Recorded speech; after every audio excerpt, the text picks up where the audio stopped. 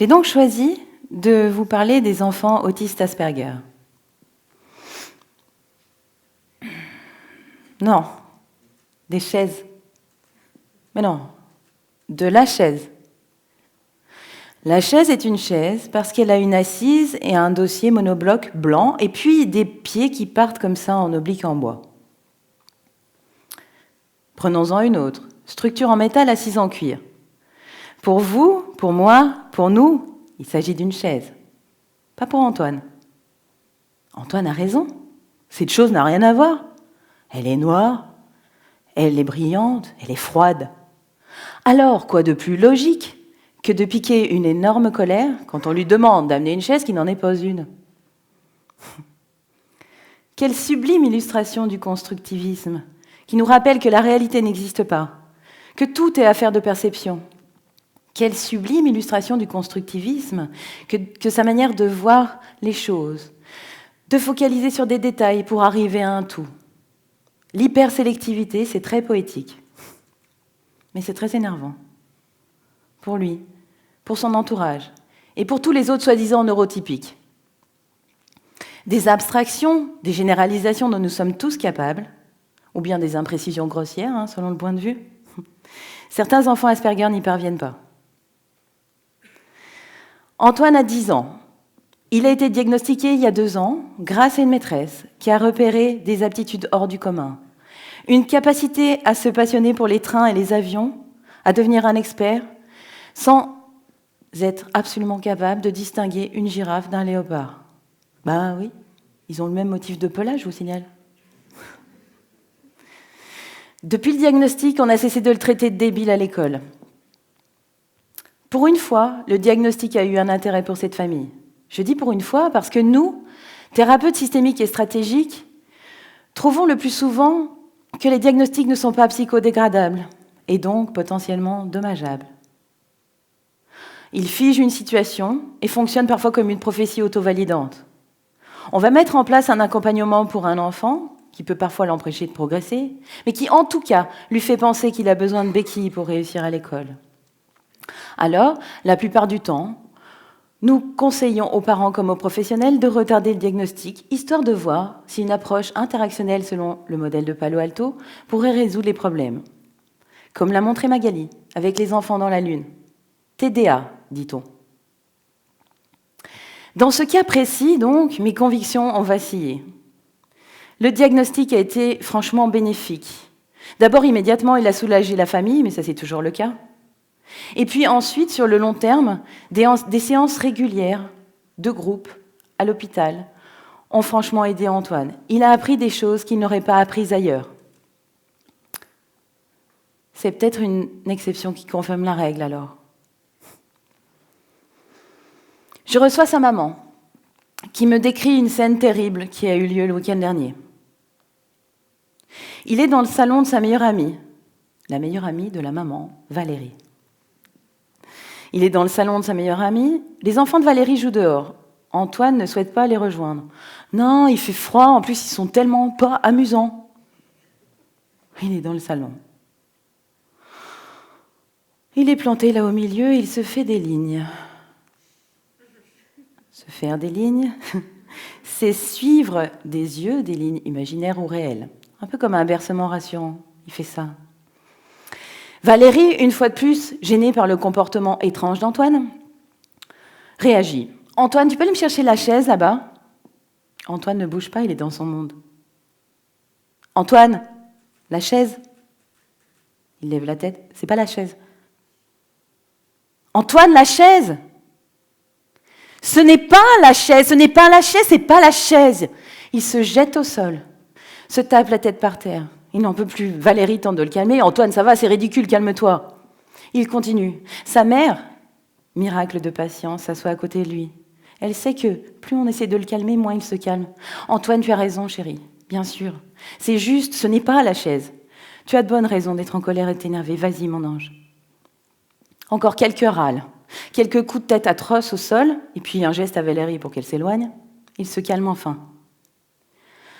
On lui a reconnu le droit de ressentir ce qu'il ressentait.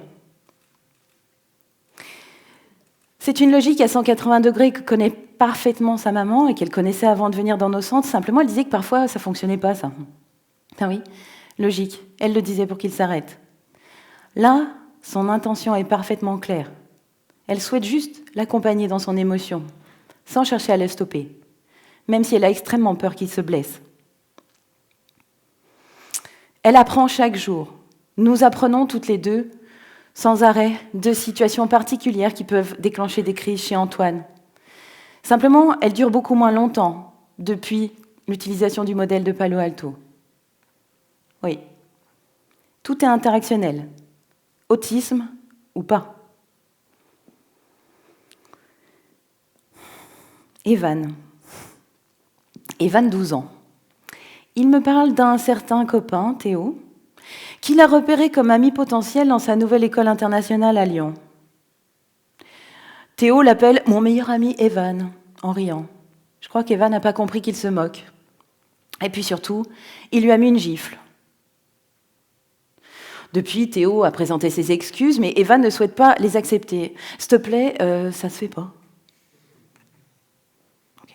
Et puis en plus, moi, j'ai pas compris pourquoi j'ai reçu une gifle. Voilà, moi j'étais là, j'ai juste dit à tout le monde de se taire parce que la prof parlait. C'est une affaire de respect, non? Oui, tout à fait.